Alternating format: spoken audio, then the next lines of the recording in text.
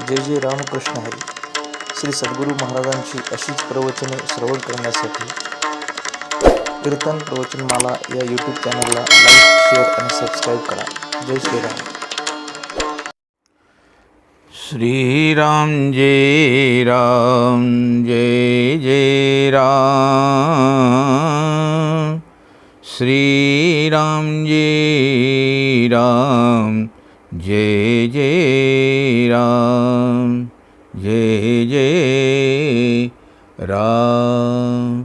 बोलिए हनुमान जी महाराज की जय. हाँ, तो कल का हमारा विषय चल रहा था कि भरत सरिस को प्रिय जग माही.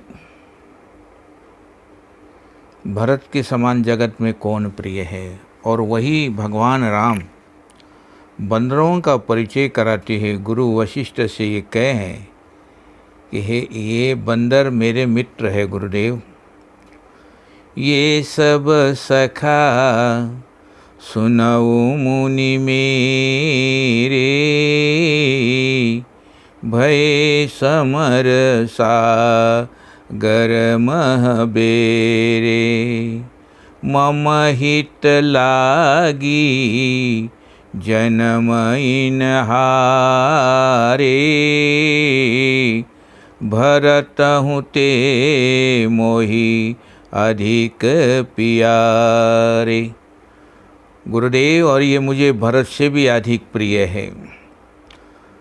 तो आप ये बताइए कि आप ये जो प्रिय प्रिय शब्द का प्रयोग करते हैं उनमें कोई तारतम्य क्या है. उस समय भगवान ने बड़ा सुंदर उत्तर दिया. उन्होंने कहा कि अगर एक पिता के कई पुत्र हो और प्रत्येक पुत्र की योग्यता तथा स्वभाव अलग अलग हो तो पिता का स्वभाव यही है कि वो प्रत्येक पुत्र से प्रेम करे.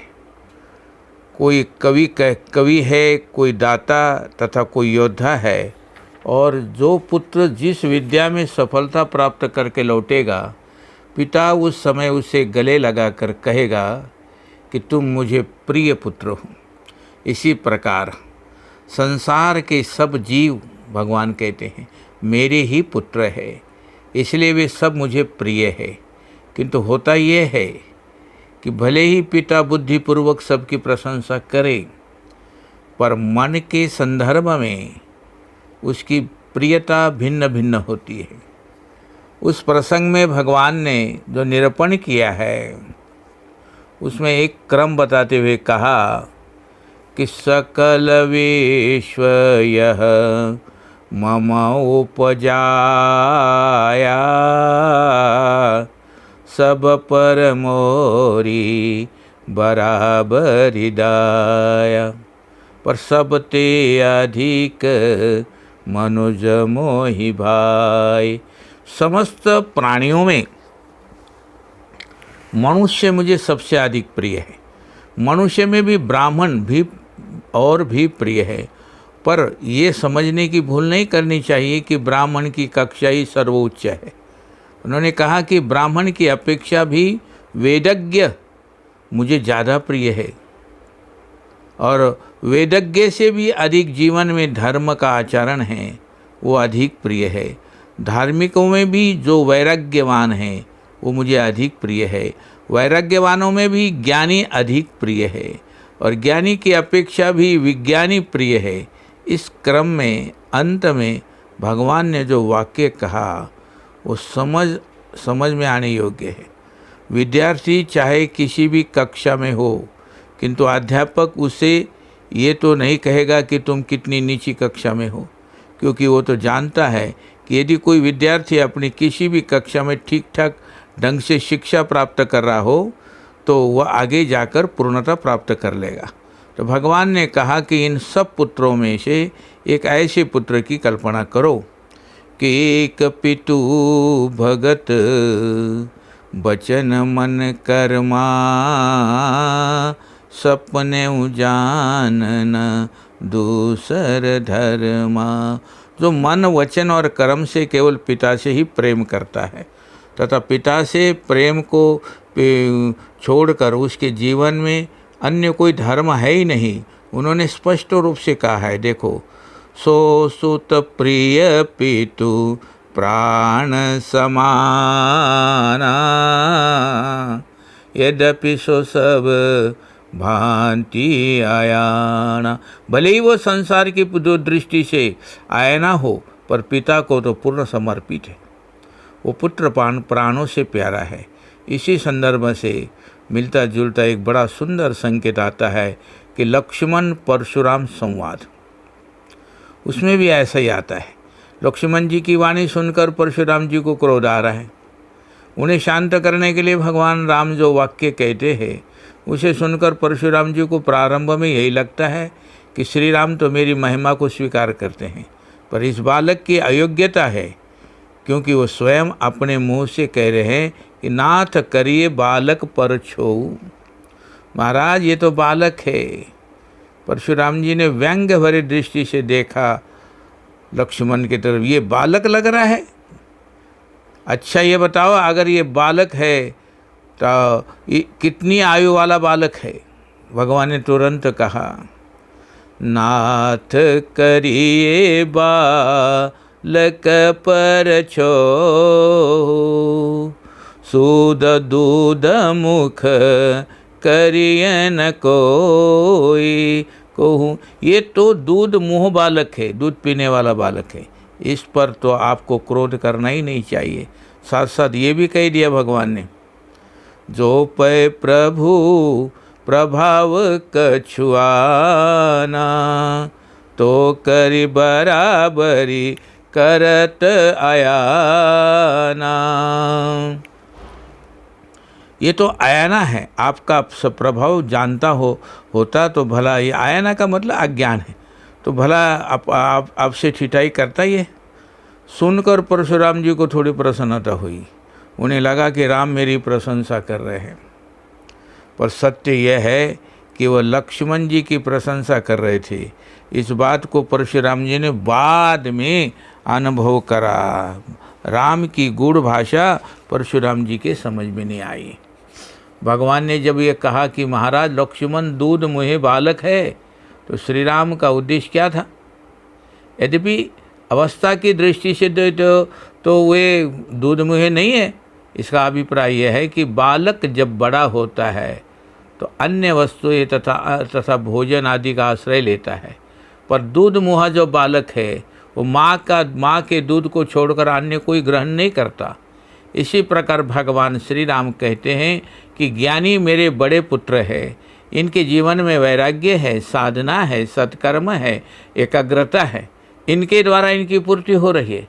पर जिसको मेरी कृपा और स्नेह के दूध को छोड़कर और कोई वस्तु चाहिए नहीं, लक्ष्मण उसी प्रकार का बालक है। भगवान श्री राम ने जब कहा कि ये आपका प्रभाव नहीं जानता, तो क्या उनकी निंदा है? एक हीरे का व्यापार करने वाले से यदि कहा जाए कि इस कांच का मूल्य बताओ, और वो कहे कि भाई मैं तो नहीं जानता, तो इससे उसकी कमी या दोष के रूप में नहीं देखा जाएगा, क्योंकि उसने जब कांच का व्यवहार किया ही नहीं, तो फिर भाव क्या जाने। तो इसलिए भाई कि लक्ष्मण जी जिसका प्रभाव जानते हैं, गोस्वामी जी कहते हैं, कही न सकत कछु अति गंभीरा, प्रभु प्रभाव जानत मति धीरा। प्रभु के प्रभाव को जानने वाले जैसे लक्ष्मण जी है और कोई नहीं। संकेत यही मिलता है कि जिसने पूर्ण के प्रभाव को जान लिया है, अगर अंश के प्रभाव को नहीं जानता तो इससे आश्चर्य क्या।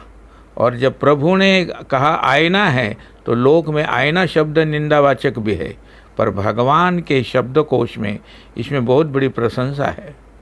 अभी जो चर्चा चल रही थी कि भगवान राम तथा काकभूषण जी के संवाद की जब हम कल चर्चा कर रहे थे, तो माध्यम से इसी शब्द का प्रयोग करते हुए श्री राम कहते, सो सुत पितु प्रिय प्राण समाना,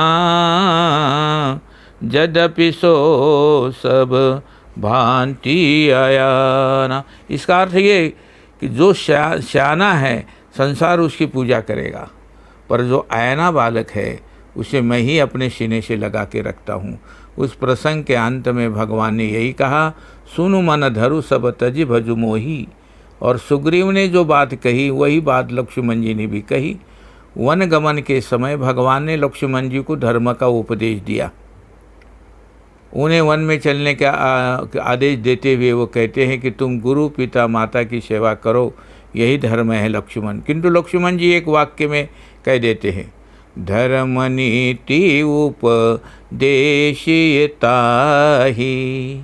कीरति सुगति भूति प्रिय जाहि। लक्ष्मण जी ने राम को कहा, धर्म और नीति का उपदेश तो उन्हें देना चाहिए प्रभु जिन्हें कीर्ति चाहिए, सदगति चाहिए, ऐश्वर्य चाहिए, इस ऐश्वर्य की इच्छा हो। मुझे तो ये सब कुछ नहीं चाहिए। भगवान ने कहा ठीक है, तो फिर गुरु पिता और माता की सेवा करो। लक्ष्मण जी ने फिर कहा, प्रभु गुरु पितु मातु न जानऊ काहू, कहऊ स्वभाव नात पतियाऊ, मोरे सबई एक तुम स्वामी, दीन बंधुर अंतरयामी। मेरा ना कोई गुरु है, न पिता, ना कोई माता है, मेरे एकमात्र स्वामी बस आप है। संसार में बस एक आपसे ही नाता है। तो क्या लक्ष्मण जी की बात सुनकर भगवान को हंसी आई?